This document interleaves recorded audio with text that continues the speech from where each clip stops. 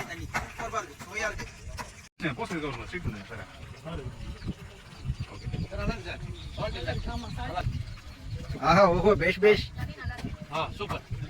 ரொம்ப அருமையா இருக்கு சார். இனிமையாக இருக்கிறது. இனிப்பா இருக்கிறது. ரைட்.